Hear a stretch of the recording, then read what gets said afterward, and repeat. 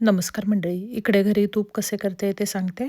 इकडे दुधावरची साय आपण भारतात जसं भांड्यामध्ये जमवून ठेवतो आणि त्याला विरजण लावतो आणि त्याचं लोणी कढवतो, तसं इकडे करत नाही. कारण इकडे जे दूध मिळतं ते कॅनमध्येच मिळतं आणि सलग 4-5 दिवसांचं एकदमच हे दूध आम्ही आणत असतो आणि ते दूध तसंच चहामध्ये वापरत असतो किंवा ते घ्यायचं असेल तर गरम करून पितो, पण त्याच्यावर भारतात इथे तशी जाड अशी साय येत नाही.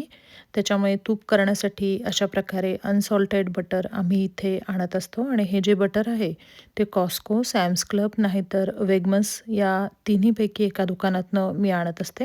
या तिन्ही दुकानांमध्ये मिळणारं जे हे अनसॉल्टेड बटर आहे त्याचं तूप चांगलं होतं. बटर कढवण्यासाठी जाडबुडाच्या स्टीलच्या भांड्यामध्ये हे सगळं बटर काढून घेतलं, म्हणजे त्यावरचा जो कागद होता तो काढून घेतला आणि हे सगळं बटर जाडबुडाच्या स्टीलच्या भांड्यामध्ये टाकलं.